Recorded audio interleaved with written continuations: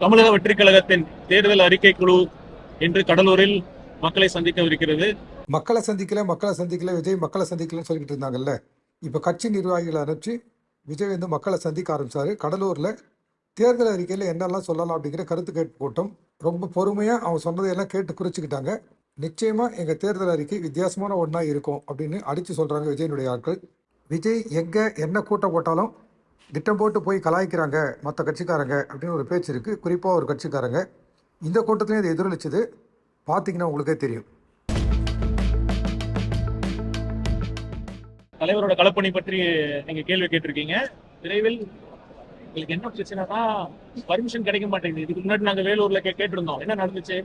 இப்ப நாங்க எந்த தேதி கேட்கிறோமோ அந்த தேதியில வந்து முதலமைச்சர் அவர்கள் வந்து அதே வேலூர்ல ஒரு நிகழ்ச்சி நாங்க ஏற்பாடு பண்றோம்னு சொல்லி எங்க நிகழ்ச்சிக்கு பர்மிஷன் கொடுக்கல. அதனாலதான் எங்க எந்தெந்த விதத்துல வந்து எங்க தலைவரோட தேர்தல் பிரச்சாரத்தை கொடுக்க முடியுமோ அந்தந்த விதத்துல வந்து இந்த திமுக அரசு புது விதத்துல புதுசா யோசிச்சு இந்த மாதிரி தேர்தல் தலைவர் அவர்களை மக்களை சந்திக்க விடாம தடுக்க முயற்சி பண்றாங்க. அது மக்கள் எல்லாரும் பார்த்துட்டு தான் இருக்காங்க. மக்கள் தகுந்த பதிலடி கொடுப்பாரு. அப்படின்னா நீங்க சட்டப்பூர்வமா அணுகி இதுக்கு தீர்வு காண வேண்டியதுதானே அப்படின்னு ஒரு ரிப்போர்ட்டர் கேட்கிறாரு. அருண்ராஜ் சொல்ற பதில பாருங்க. அதாவது நீங்க ஏன் இதுக்கு சட்டப்பூர்வமா நீங்க அணுகலன்னு கேக்குறீங்க. திமுக எப்படி விஞ்ஞானபூர்வமா ஊழல் செய்யறாங்களோ அதே மாதிரி விஞ்ஞானபூர்வமா இதை வந்து புதுசா அவர் கண்டுபிடிச்சு பாத்தீங்கன்னா தலைவர் அவர்கள் வேலூர்ல சுற்றுப்பயணம் போறாங்கிறது டிஐசிக்கு நாங்க பர்மிஷன் கேட்டிருக்கோம். உடனே வந்து முதலமைச்சர் நாங்க ஒரு அதுக்கு வேலூருக்கு போறோம்னு சொல்றப்ப இது கோர்ட்ல போனாலும் தேவையில்லாத சட்ட சிக்கல் உண்டாகி இது டிலே தான் ஆகும். நாங்க மக்கள் நீதிமன்றத்துக்கு செல்வது ஒரு முறை, நாங்க மக்கள் மன்றத்துக்கு நாங்க போய் எங்கள் குறைகளை கண்டிப்பாக நாங்க சொல்லுவோம். பிரச்சனை வரக்கூடிய இடத்துக்கு உங்க தலைவர் போகாம தவிர்த்துடலாமே, எல்லா இடத்துக்கும் போய் தான் ஆகணுமான்னு கேட்கிறாரு ஒரு ரிப்போர்ட்டர். எல்லா இடத்துக்கும் போய் தான் நாங்க ஆகணும். இப்ப தேர்தல் இருக்கிறப்ப இந்த இடத்துக்கு போக கூடாதுன்னு எப்படி நீங்க சொல்ல முடியும்? எல்லா இடத்துக்கும் நாங்க போகணும். அது எங்களோட உரிமை. ஒரு அரசியல் கட்சியோட ஜனநாயக உரிமை மக்களை சந்திக்கிறது. அதுக்கு இந்த மாதிரி விஞ்ஞானபூர்வமான வந்து யோசனை பண்ணி புதுசா டெக்னிக்ல வந்து திமுக வந்து செயல்படுறாங்க. அதனால இப்போ வந்து சேலத்துக்கு நாங்க வந்து 13ஆம் தேதி தலைவர் அவர்கள் கடிதம் ஆல்ரெடி கொடுத்தாச்சு. பார்க்கலாம். நீங்களும் பார்க்க தான் போறீங்க. திமுக அரசு இந்த எங்களோட அனுமதிக்க எப்படி வந்து அவங்க ரெஸ்பாண்ட் பண்றாங்கன்னு பார்க்கலாம். மக்களை அணுக விடாம அரசாங்கம் பல விதமா திட்டம் போட்டு தடுக்குதுன்னு நீங்க சொல்றீங்க. சரி, பிரஸ் வந்து உங்களை அணுகணும்னு நினைச்சா ஆக்சசிபிலிட்டி இல்லையே. உங்களுக்கு ஏதாவது தொடர்பு எண் இருந்தா தானே எங்களுக்கு இருக்கிற சந்தேகங்களை உங்களுக்கு போன் பண்ணியோ நேரில் வந்து கேட்க முடியும் அப்படின்னு ஒரு ரிப்போர்ட்டர் கேட்கிறாரு. யார சொல்றீங்க? எல்லாத்தையும் நீங்க ஈஸியா உங்களோட நம்பர் எல்லாத்துக்குமே தெரியும். நீங்க என்ன புதுசா கேக்குறீங்க?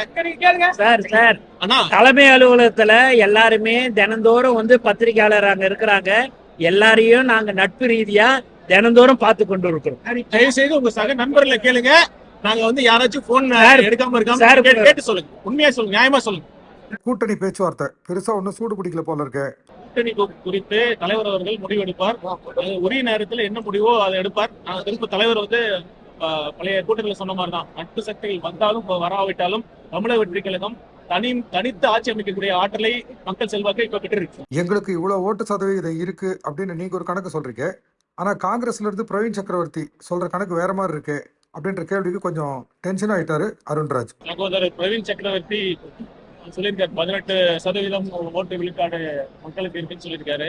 எனக்கு என்ன ஆச்சரியமா இருக்குன்னா ஒரு வருஷம் தூங்கிட்டு அப்படியே வந்து பேட்டி கொடுக்குறாரான்னு தெரியல. இந்த 18% வந்து ஒரு வருஷத்துக்கு முன்னாடி இருந்த நிலைமை இப்ப எப்படி இருக்குன்னா தமிழக வெற்றி கழகம் 30% தாண்டி தனித்து ஆட்சி அமைக்கக்கூடிய ஆற்றலை மக்கள் செல்வாக்கை பெற்று இருக்குது என்பதுதான் உண்மை. இது அவருக்கு நல்லா தெரியும். கருத்து கணிப்பை எடுக்கிற மற்ற எல்லா அமைப்புகளுக்கும் நல்லாவே தெரியும்.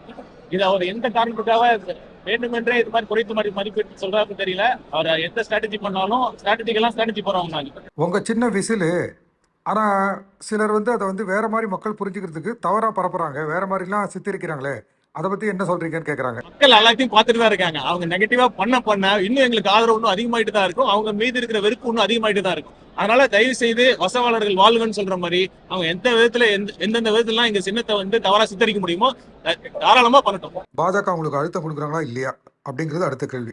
கொடுக்க முயற்சி பண்ணலாம். ஆனா வந்து தலைவர் சொன்னாங்கல்ல, அழுத்தத்துக்கு ஆளாவது நடக்கவே. தனியா நின்னாலும் ஜெயிச்சிருவோம் அப்படிங்கிற தைரியத்துல இருக்கீங்களா, இல்ல நீங்க கூப்பிட்டு எந்த கட்சியும் கூட்டணிக்கு வரலையா? தேர்தல் எந்த மாதிரி அணுகுமுறை எங்க தலைவர் தக்க நேரத்தில் உரிய முடிவெடுப்பார். இந்த தேர்தல் தமிழக வெற்றி கழகத்துக்கு திமுக மட்டும்தான். திரும்பவும் சொல்றேன், நானு இந்த ஆட்சியில யார் இருக்காங்களோ அவங்க எதிர்த்து தான் நாங்க அரசியல் பண்ணுவோம். இந்த தீய சக்தியை வீழ்த்துவதுதான் எங்கள் முதன்மை குறிக்கோள். மற்றவர்களை பற்றி நாங்கள் கவலைப்பட போவதில்லை. ஊழல் கட்சின்னு அதிமுக சொல்றாரு விஜய். அவர் படம் ரிலீஸ் ஆகும்போதும் கட்சிக்காரங்களும் பிளாக்ல டிக்கெட் விற்கிறாங்களே. இதெல்லாம் இன்னைக்கு நேத்தா சொல்றது இதெல்லாம் காலகாலமா சொல்லிட்டு இருக்காங்க. பிளாக்ல டிக்கெட் வைக்கிறது தலைவருக்கு என்னங்க சம்பந்தம்? பிளாக்ல டிக்கெட் வைக்கிற தடுக்க வேண்டியது யாரு? நீங்களே சொல்லுங்க யாரு? காவல்துறை ஏன் பண்ணாம இருக்காங்க? அதாவது காலை காட்சி அதிகாலை காட்சி வரைக்கும் அவங்க கண்ட்ரோல் பண்றாங்கல்ல. அது மாதிரிலாம் எதுவும் நடக்கல.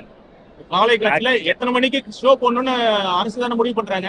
மற்ற ஸ்டேட்ல வந்து 4 மணிக்கு காட்சி அலோவ் பண்றாங்க. இங்க வந்து சிறப்பு காட்சி அனுமதிக்கலாமா வேணாமான்னு ஒவ்வொரு படத்துக்கும் தனித்தனி ஜீவோ போடுறாங்க. அந்த அளவுக்கு கண்ட்ரோல் பண்றாங்க. அப்ப ஏன் இதை கண்ட்ரோல் பண்ண முடியல? அவங்க வேண்டுமென்றே பண்றார்கள். அப்படி அந்த மாதிரி எங்க நிர்வாகிகளோ யாரோ தமிழக வெற்றி கழகத்தை சேர்ந்த இல்ல மக்கள் இயக்கமா இருந்தப்போ கூட பிளாக்ல டிக்கெட் எங்க நிர்வாகிகள் யாரும் வச்சது கிடையாது. இதே பிளாக்ல டிக்கெட் எவ்வளவு டிக்கெட் சம்பவமே நடக்கல. எவ்வளவு டிக்கெட் வைக்கணுங்கிறது அரசு தான் முடிவு பண்றாங்க. என்டர்டைன்மெண்ட் டாக்ஸ் எவ்வளவு முடிவு பண்றாங்க. அரசோட கடமையை வந்து நீங்க எங்க மேல இது பண்றீங்க. பாதுகாப்பு தலைவர் அவர்கள் மக்கள் சந்திப்பு நிகழ்ச்சி இருந்தாலும் பாதுகாப்பு வந்து நீங்க தான் தமிழக வெற்றிகளும் உங்க கட்சி சார்பா பண்ணணும்னா அப்ப அரசு எதுக்கு இருக்காங்க? எதுவுமே பண்ணலன்னா நீங்க எதுக்கு? திமுக தான் விஜய் வந்து கூட்டங்கள் நடத்த விடாம தடுக்குது அப்படிங்கிறது உண்மையா இருந்தா எப்படி இந்த தேர்தலை நீங்க சந்திக்க போறீங்க? விஜய் வந்து மக்களையே பார்க்காம அப்படின்னு ஒருத்தர் கேட்டார். நாளைக்கு நடக்குது தேர்தல் விதிமுறை வந்துட்டா இவங்களோட வந்து பாச்சா பழிக்காது. அதுக்கப்புறம் நாங்க வந்து மக்களை நேரடியாக எந்த அமைப்பிடம் பர்மிஷன் வாங்கிட்டு நாங்க மக்கள் சந்திக்க நாங்க போயிட்டே இருக்கோம். இந்த சமயம் வரை திமுக இதை கண்ட்ரோல் பண்ண முயற்சிக்கிறாங்களோ அந்த சமயத்திற்கு பிறகு பாருங்க வேற மாதிரி இருக்கும்.